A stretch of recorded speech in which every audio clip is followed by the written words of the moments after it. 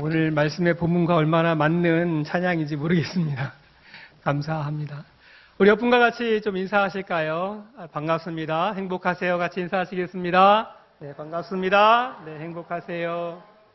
감사합니다. 교회 오는 것이 즐겁고 행복한 우리가 되어지기를 소망합니다. 저와 여러분은 지금 편지를 읽으셨습니다. 연애 편지는 아니어서 우리의 마음이 두근거리지는 않지만 이 편지를 꼼꼼히 읽어보면 교회를 향한 우리의 부정적인 생각들이 바뀔 것이고요. 교회가 가야 할 방향을 함께 바라볼 수 있는 말씀이 오늘 이 편지입니다. 바울은 교회가 어떤 곳이어야 함을 진정한 마음으로 이 서신서의 이 편지 속에 담아내고 있기 때문입니다.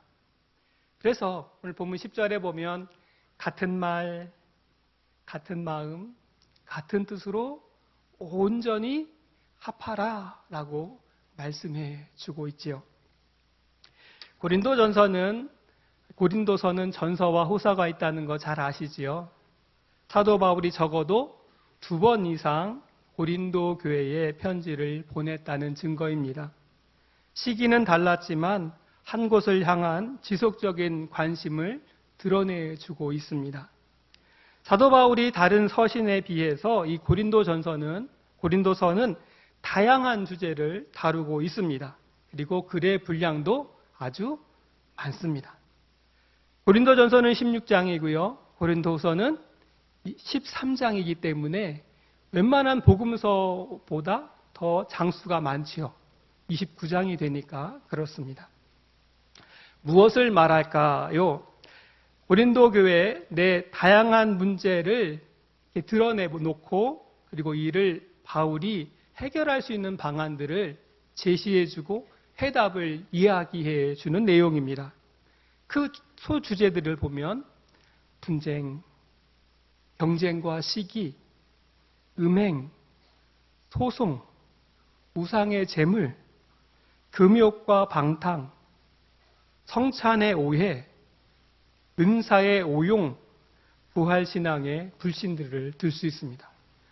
교회 안에 믿음의 사람들이 세워졌지만 여전히 그 교회 안에는 분쟁과 또한 우상의 제물, 오늘날로 말하면 술과 담배 이런 것들을 어떻게 우리가 해결할 수 있는지, 이겨낼 수 있는지에 대한 부분들, 다양한 각자의 은사를 어떻게 교회 안에서 온전히 하나 되게 할 수 있는지에 대한 고민들이 많았습니다. 예나 오늘이나 교회는 해결해야 될 여러 가지 이 문제들이 좀 있지요. 이 주제들은 오늘날 우리 교회에도, 아니 한국의 모든 교회에도 짊어지고 있는 해결해야 될 매 순간마다 풀어가야 할 문제라고 생각됩니다. 먼저 고린도 지역은 지금의 그리스의 남쪽에 있습니다. 지도를 한번 보시면 그렇게 되는데요. 그래서 마치 우리나라 그 땅끝 마을 하면 잘 아시네요. 네, 해남을 떠올리시면 돼요. 바로 그 앞에 물론 이 바다가 보이고 또 특별히 고린도에는 배가 다닐 수 있도록 그렇게 바다가 깊습니다. 항만이 이미 정해져 있고 만들어져 있어요. 그래서 무역이 활발히 움직였기 때문에 경제적으로 되게 부흥했습니다. 그리고 또한 그들의 종교는 다신이었습니다. 다양한 신을 만날 수 있었겠죠. 무역이 들어오면서 다양한 신들을 모시는 그런 모습들이 있었습니다. 그래서 아크로폴리스라는 신전이 세워질 정도로 그들은 다양한 신을 섬겨 왔었습니다. 사도행전 18장에 보시면 사도 바울이 고린도 교회에 머물러서 복음을 전했다라는 기록이 있습니다. 그는 우리가 소위 말해서 제2차 전도 여행 때 이 고린도에서 한 1년 6개월 머물면서 복음을 전했습니다. 거기서 천막을 짓는 브리스길라와 아굴라를 만나죠. 정말 좋은 동역자를 만났습니다. 그래서 함께 주의 복음을 전하고 교회가 복음을 전하는 사이에 어느 분이 가정집을 내놔서 함께 예배드리고 그러면서 교회가 점점점 커져가고 안정적이게 되었습니다. 바울의 몸은 힘들었고 고됐지만 하나님께서 이 고린도 지역 우상도 많고 다신이었던 이 지역에 주의 교회를 세우시는 그 기쁨이 그에게는 넘쳤습니다. 바울은 교회가 세워지고 또 잘 정착해지자 에베소로 장소를 옮기죠. 그의 사역은 항상 교회 짓고 정착되면 또 떠나는 그런 일들을 했었거든요. 에베소에 있던 바울에게 고린도 문제에 대해서 또 그들의 질문에 대해서 어떻게 전해질 수 있었을까 우리는 고민하게 됩니다. 그런데요, 12절에 보면 바울이 누가 전해졌는지를 알려주고 있어요. 우리 함께 같이 말씀 또 살펴볼까요? 누구에 의해서 들려졌는지 같이 12절 말씀 같이 한번 읽겠습니다. 내가 이것을 말하거니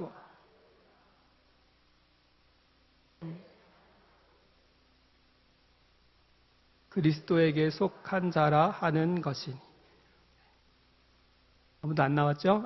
죄송합니다. 11절에 보면 제가 좀 읽어드릴게요. 내 형제들아 글로에의 지편으로 너희에 대한 말이 내게 들렸다라고 말합니다. 글로에라는 사람이 있었다는 거예요. 근데 글로에는 어떤 사람이었냐면 역사학자들이 얘기하기를 그는 종들을 다스렸던 지주였다고 말합니다.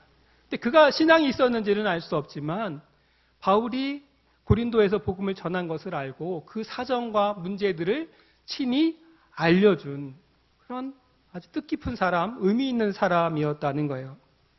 본문은 교회 내에 발생한 처음의 문제였죠. 분쟁을 다루고 있습니다. 분파가 생겨났고 서로 시기하고 갈등하는 모습이 교회 안에 드러났습니다. 우리가 금방 읽으신 12절의 말씀 보면 다양한 사람들이 나오죠. 바울이란 사람도 나오고 아볼로란 사람도 나오고 게바라는 사람, 베드로를 얘기합니다. 그리고 그리스도가 나옵니다. 4개의 분파가 세워졌다는 거예요. 교인이 얼마나 많은지는 모르겠지만 4개의 분파로 서로 나뉘어져서 싸우고 시기하고 갈등을 일으켰다는 겁니다. 한 사람 한 사람 살펴보면요, 그 의미가 있어요. 바울은 어떤 사람이에요? 고린도 교회를 개척한 사람입니다. 초창기 멤버예요. 그러니까 함께 힘들게 일했던, 함께 교회를 세우기 위해서 기도하고 열심을 했던 사람들이 하나의 무리를 이루었어요. 이 아볼로라는 사람은요, 알렉산드리아의 출신인데 굉장히 지식이 많고 설교를 잘했답니다. 그리고 그는 변론하기를 참 좋아했고 유대인, 기독교를 반대하는, 예수님을 반대했던 유대 지도자들과 함께 논쟁을 벌였는데 이겼다는 거예요. 그래서 이 아볼로라는 사람이 고린도 교회를 이렇게 감독으로 다스렸었어요. 그러니까 그 아볼로를 통해서 그 아볼로의 설교를 듣고 감동한 사람들이 함께 또 무리를 이루었어요. 게바, 베드로인데요. 베드로가 직접 이 고린도 지역에 갔는지는 확인할 수 없습니다. 그런데 또 생각해 보면 예루살렘에서 이 베드로가 설교할 때 성경에 보면 몇 명이나 세례를 받았다고 이야기하죠? 회심했다고 하죠? 5,000명? 3,000명? 그죠? 우리가 성경에만 봐도 8,000명 이상이 되었어요. 그러니까 예루살렘 교회가 핍박을 받으면서 흩어진 사람들 중에 고린도 지역에서 함께 모였던 사람들이 있겠다 생각할 수 있겠습니다. 고난을 피해서 모였던 사람들, 흩어진 사람 중에 고린도 지역에서 함께 모인 사람, 그 사람들이 한 지파를 이루었어요. 분파를 이루었어요.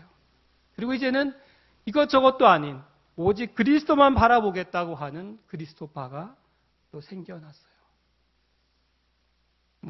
우리 교회도 보면 교회들도 다양하잖아요. 지역의 출신들 따라서 모이신 분이 있고 안동에 오랫동안 사셨던 분이 한 무리를 이루시기도 하고 외부에서 들어오신 분도 한 무리를 이루시고 또 어떤 분의 어떤 지도자를 통해서도 그분의 은혜를 받은 분들이 그 은혜대로 또 모이는 분들도 계시는 거죠.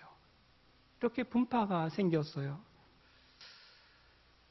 교회 내 이런 분파가 나눈 이유가 무엇일까 또 생각해 봅니다. 물론 좋은 지도자 때문에 그럴 수도 있지만 그 내면에 보면 그들 안에는 유대인과 이방인으로 나뉘었습니다. 자라온 배경이 달랐고 신분도 사회적 신분도 달랐습니다.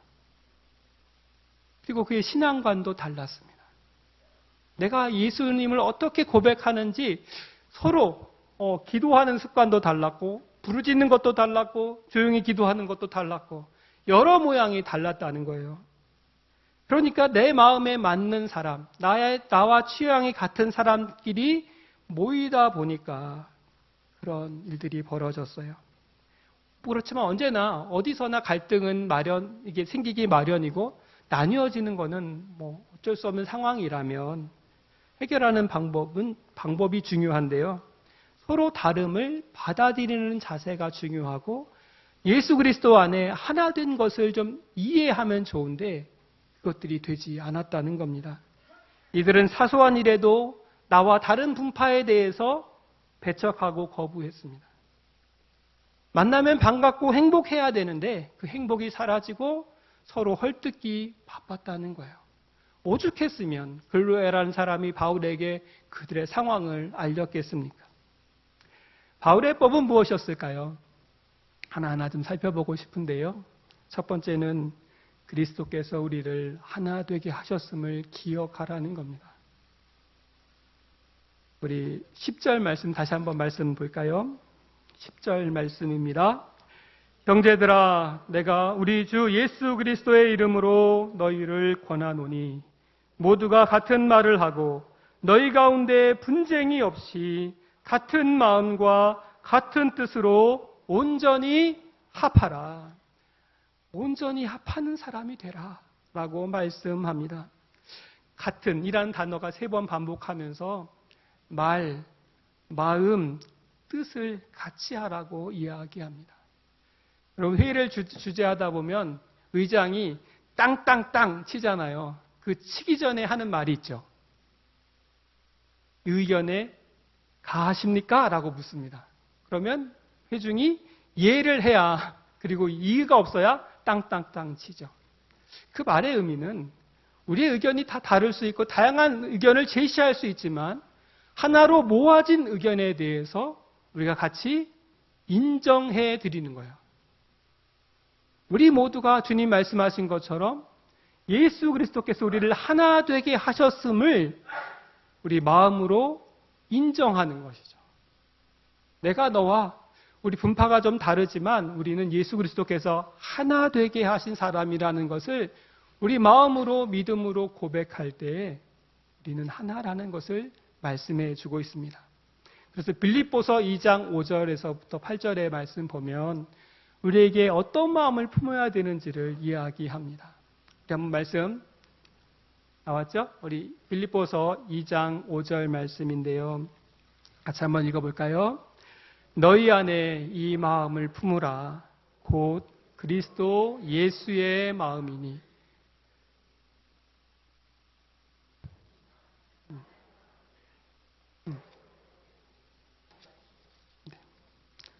또 볼까요?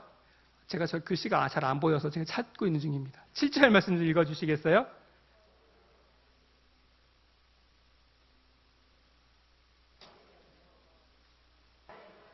나타나사 자기를 낮추시고 죽기까지 복종하셨으니 곧 십자가의 죽으심이라. 우리 마음에 한번 기억했으면 좋겠습니다. 5절 말씀을 우리 오늘 말씀으로 좀 받아들였으면 좋겠습니다. 이런 이야기입니다. 너희 안에 이 마음을 품으라. 곧 그리스도 예수의 마음이니 라는 겁니다. 너희라는 단어에 내 이름을 좀 집어넣어 볼까요? 그러면서 한번 우리 선포해 보기 원합니다. 같이 읽어볼게요. 에바니 안에 이 마음을 품으라. 곧 그리스도 예수의 마음이니. 우리 마음이 예수님의 마음으로 바뀔 때 우리의 마음이 우리를 하나 되게 하신 예수 그리스도의 마음으로 품어질 때 우리가 하나 된다라는 사실을 말씀해 줍니다. 여러분 우리가 서로 다르고 의견도 다르지만 받아주고 용납할 수 있는 것은 주님 우리를 하나 되게 하셨고 예수님의 마음을 품을 때 그것이 가능하다는 것을 믿음으로 고백하는 저와 여러분 되어지기를 원합니다. 두 번째는요. 누구의 이름으로 세례를 받았느냐를 떠올리라는 겁니다. 믿음을 고백하며 공동체 안으로 들어올 때 제일 먼저 하는 것이 있어요. 뭐죠? 세례 맞죠? 교인들 앞에서 이렇게 세례 받고 이렇게 하시잖아요. 그래서 이 세례를 진례하시는 분이 세례를 주시면서 말씀해 줍니다. 어떻게 말하냐면 주 예수를 믿는 누구누구에게 내가 성부와 성자와 성령의 이름으로 세례를 주노라 라고 얘기합니다. 이 말의 의미는, 중요한 단어는 사실은 주 예수를 믿는 사람에게 주는 의미가 있다는 거예요. 우리가 종종 이렇게 신앙력을 이야기할 때 누구한테 세례를 받았지, 누가 집례해 주셨지, 언제 받았지, 이런 것들을 좀 써야 되는 경우가 있잖아요. 종종. 근데 우리가 이제 내게 세례를 주신 분을 기억하는 것은 굉장히 소중하고 중요한 일이기도 하지만 더 중요한 것은 세례를 집례해 주신 분보다 세례의 주체가 되시는 예수 그리스도로부터 내가 세례받았다는 사실을 잊어서는 안 될 것입니다. 내게 세례를 주신 분은, 나로 하나님 자녀 되게 하신 분은 예수 그리스도이심을 우리가 고백할 때에 우리는 하나 될 수 있다라는 사실입니다. 우리는 좀 더 생각을 좀 넓혀보겠습니다. 내가 처음 교회에 왔을 때, 낯설고 서툴 때 내 옆에 앉아서 말씀을 찾아주고 다독여주고 함께 신앙생활을 권면했던 분들이 있잖아요. 애경사 찾아와 주시고 위로해 주셨던 분들 계시잖아요. 우리는 평생 그분들한테 그 감사의 고백을 해야 되고 종종 감사의 사례도 해야 됩니다. 그런데 이 관계의 문턱을 넘어야, 다른 사람에게 흘러보내야 우리는 진정한 그리스도인의 삶을 살아갈 수 있다는 거예요. 우리의 관계의 덕이 내가 너무 좋은, 나를 너무 사랑해주고 돌봐주신 그분 안에 머무는 것이 아니라, 이제는 우리가 보았을 때 저분 혼자네, 저분에게 내가 좀 도움을 드려야 필요하겠구나 하는 그분을 찾아가서 그 문턱을 넘을 때에 교회 공동체는 하나가 될 수 있다는 겁니다. 왜냐하면 세례는 누가 주셨어요? 예수 그리스도가. 예수의 이름으로 우리는 세례를 받았기 때문에 함께 권면하고 함께 공동체가 되었음을 인정하는 모습이 교회 안에 있을 때 하나가 될 수 있다라고 말씀합니다. 여러분, 우리가 팔은 안으로 굽는다는 말 너무 익숙합니다. 나와 관계없는 사람들 환대하기 쉽지 않습니다. 우리는 여전히 그래 왔고, 그렇게 우리 안동 문화에 보면 정은 참 많으신데, 속정은 많으신데 표현은 조금 적으신, 맞나요? 죄송합니다. 제가 안동 사람이 아니어서 정말 조심스러운 얘기지만 속정은 정말 많으신데 말의 어투가 조금은 퉁명스러울 수 있다는 거고, 조금 우리의 마음의 문을 좀 넓혀가는 것들이 훈련되어져야 될 것 같아요. 그래서 우리가 너무 우리를 좋게 여기고 함께 지낸 사람도 좋지만, 이제는 우리 교회가 더 하나 되기 위해서는 우리의 관계의 폭을 넓혀서 더 많은 사람을 품을 수 있는 교회 되어지기를 소망합니다. 교회는 세상과 달라야 합니다. 왜냐하면 우리는 예수 그리스도의 이름으로 세례받은 한 형제, 한 자매가 되었기 때문입니다. 제가 지난 수요일 김순미 장로님의 신앙 간증을 들었습니다.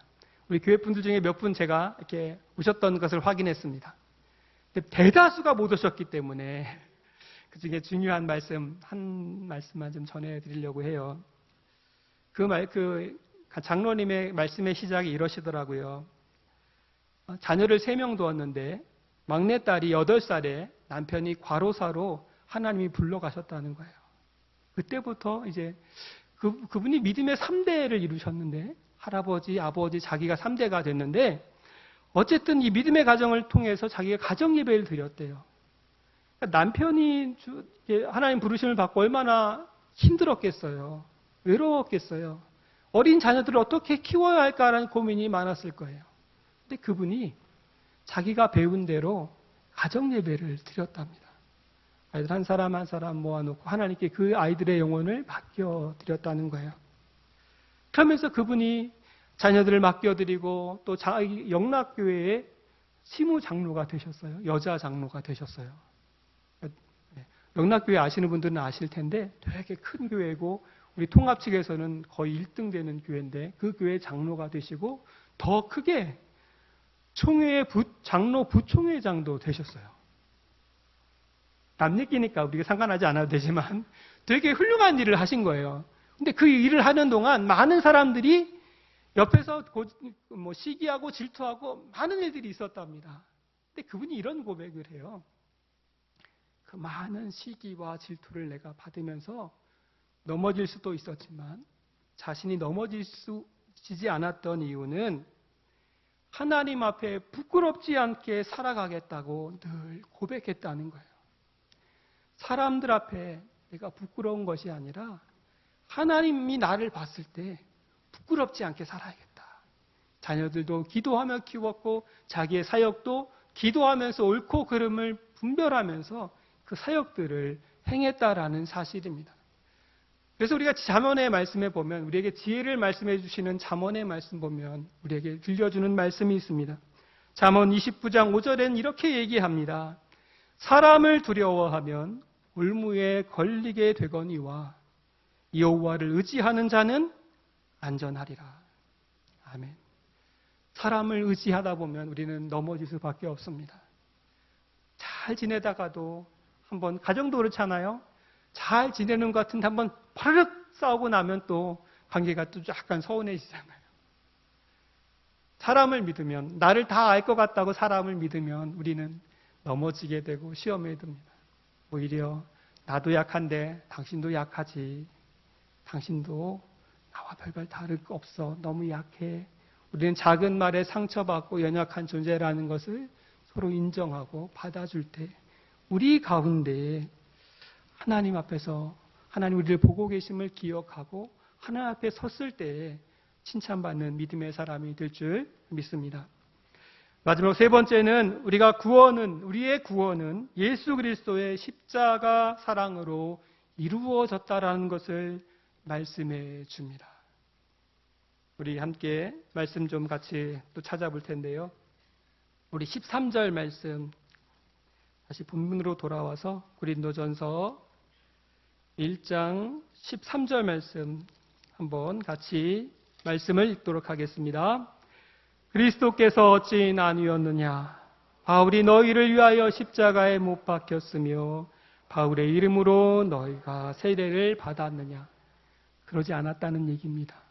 같이 말씀드린 원 제목 세 가지를 말씀드렸는데 바울이 너희를 위하여 십자가에 못 박혔느냐라는 말씀의 의미를 통해서 우리는 예수 그리스도의 십자가로 그 사랑으로 우리가 하나 되었음을 기억해야 한다라는 사실입니다. 기독교 세계관 플러스라는 책이 있어요. 신무한 교수님이 쓰셨는데 오늘리 교회 장로님이시고 연세대 첨단 융합공학부라고 그 부의 교수님이시기도 하세요. 근데 그분의 책에 보면 195쪽에 이런 예발을 드시는 거예요. 여러분 그 운동 중에 테니스 아시죠? 우리는 테니스하고 뭔가요? 저도 잘 몰랐는데 여러 가지를 알게 됐어요. 한번 들어보시겠어요? 그 스페인 사람이고 굉장히 영웅인 사람이 있어요. 나달이라고요. 나달이라는 선수가 있어요. 그 선수가 유명한 것은 그 테니스 코트는 크게 3개가 있답니다. 클레이 코트라고 해서 흙으로 된 코트가 있고요. 하드 코트라고 해서 콘크리트로 한 코트가 있고 그리고 잔디 코트가 있다고 합니다. 3코트 중에 가장 테니스 선수가 힘들게 쳐야 되고 끈기가 있어야 되는 코트는 클레이 코트라고 해서 흙으로 된 코트래요. 왜 그러냐면 테니스 치시는 분이 우리 어디 가셨죠? 권창영 집사님 아실 텐데 네 알겠습니다. 어쨌든 그래서 이 공이 바운드 되면요 바운드 속도가 공의 속도가 늦어진대요. 그래서 받아치는 선수가 준비할 수 있는 여유의 시간이 있다는 거예요. 그리고 또한 이 공이 튕겨지면서 높이 튀어오른대요. 그래서 높은 자세에서 테니스를 쳐야 치기 때문에 굉장히 힘들고 인내가 필요한 경기래요. 이 경기에서 이 나달이라는 선수가 무려 14번이나 우승했습니다. 작년에 이제 그가 은퇴식을 하면서 기자가 이런 질문을 했습니다. 최고가 되기까지, 그리고 최고를 오랫동안 유지하기까지 많은 희생이 필요하죠. 당신이 가장 잘 알 것입니다. 프로가 되기 위해 많은 희생을 말했지요. 이 프로가 되기에 많은 것을 포기해야 합니다. 만약 당신의 아들이 테니스를 비롯한 다른 스포츠 운동선수가 된다면 당신은 좋아하시겠습니까? 라는 질문이었어요. 그러자 나달 선수가 대답합니다. 내 아들이 내가 걸어왔던 테니스 선수로서의 길을 간다면 저는 정말 좋겠습니다. 그런데 당신이 프로 선수의 테니스 선수의 길을 걸어가기 위한 많은 희생을 말했지요. 하지만 나는 단 한 번도 결코 내가 희생한다고 느껴본 적이 없습니다. 물론 열심히 연습해야 하며 최선을 다해서 밀어붙여야 하지만 그것은 내가 원하는 것이므로 희생이 아닙니다. 라고 얘기했어요. 그래서 이 교수님이 이런 이야기를 같이 곁들여 얘기하십니다. 사람들이 기독교를 희생의 종교라고 합니다. 헌신의 종교라고 이야기하죠. 왜냐하면 예수님께서 주신 십자가 사건을 생각하기 때문입니다. 십자가를 지신 예수님께서 희생의 과정 중에 무슨 말씀을 하셨는지 우리가 한번 들어보면 좋겠다는 거예요. 그러면서 놀랍게도 그분의 기도에 보면 요한복음 17장의 말씀에 보면 이렇게 얘기하고 있습니다. 지금 내가 아버지께로 가오니 내가 세상에서 이 말을 하옵는 것은 그들로 내 기쁨을 그들 안에 충만히 가지게 하려 함이니이다. 라는 거예요. 중요한 단어는 그분이 기쁘다는 거예요. 십자가를 지시면서 마음이 기쁘다라고 말씀하십니다. 얼마나 힘든 고난의 십자가입니까? 그런데 그분이 기쁘다고 말씀하시면서 그 기쁨이 제자들에게, 많은 사람들에게 전해질 것을 기도하셨다는 겁니다. 왜 그렇게 기쁨을 말씀하셨을까요? 그 예수님의 기쁨의 원천은 어디에 있었을까요? 예수님의 그 죽음을 통하여서 하나님이 세상을 얼마나 사랑하셨는지를 보여주는 계기가 되었기 때문입니다. 예수님은 그 십자가 사건을 통해서 그 믿음으로 받아들인 우리들에게 실은 기쁨을 말씀해 주고 계십니다. 예, 맞습니다. 그리스도인은 정말 저는 행복한 사람이어야 되고 행복해야 된다고 생각합니다. 그렇지 않으면 예수님이 기도하셨던 그 기도의 내용이 허사가 되기 때문이죠. 예수님이 기쁨으로 지신 십자가의 그 의미를 우리가 잊어버리고 살아간다는 것 때문입니다. 주님이 주신 기쁨이 우리 안에 사라져가는 것들은 또 왜일까 또 떠올려 봅니다. 우리에게 왜 주님이 주신 그 기쁨이 왜 간직되지 않고 봉사하면 힘들고 나오라고 하면 힘들고 기도회 가면 힘들고 그럴까요? 우리는 연약하기 때문이죠. 내 힘으로 하려는 모든 예배, 내 기준으로 삼는 모든 봉사는 우리를 지치게 합니다. 내 열심으로 해보면 꼭 거기에 탈이 나더라고요. 누구의 힘으로? 오늘 찬양 고백처럼 예수 그리스도의 능력으로 내가 감당하기를 원할 때, 예수 그리스도의 마음을, 그분의 능력을 의지할 때, 예수 그리스도의 마음을 품을 때 우리는 그 사역들을, 그 모든 봉사가 기쁨으로 여겨질 수 있다라는 사실입니다. 저와 여러분은 교회를 다니는 그리스도인입니다. 처음에는 억지로 끌려 나왔고 재미나 보상을 통해 나왔다면 지금은 교회를 위해 어느 정도 헌신의 자리에 있는 분들이 많습니다. 교회를 하나 되게 하신 분은 하나님이십니다. 예수님이십니다. 그리고 우리에게 세례받게 하신 분도, 구원의 증거를 주신 분도 예수 그리스도이십니다. 예수님의 기쁨으로 지신 그 십자가의 사랑을 우리는 행복으로 바꾸어야 하고 기쁨으로 바꾸어 줄 수 있기를 소망합니다. 하나 더하기 하나는 둘입니다. 사과 하나하고 배 하나하고 모아두면 2개입니다. 근데 한 바구니에 넣으면 우리는 한 바구니라고 이야기하죠. 바구니 대신 예수 그리스도께서 우리를 모아주셨습니다. 모습도 다르고 성격도 다르고 성품도 다르고 혼내는 것도 다르지만 우리를 하나 되게 하신 예수 그리스도 앞에 더욱더 하나됨을 지켜가는 저와 여러분 되어지기를 원합니다. 예수님은 우리 가정, 우리 교회만 있지 않으시죠? 이 나라와 열방 가운데 있습니다. 여러분 직장에서 직장일이 하나 되게 힘쓰십시오. 이 나라 민족이 하나 되게 우리가 힘써야 합니다. 온 세계가 하나 될 수 있도록, 그래서 이 땅이 하나님 나라임을 선포할 수 있는 그리스도인으로 살아가는 저와 여러분 되어지기를 소망합니다. 우리 함께 찬양 드리시겠습니다.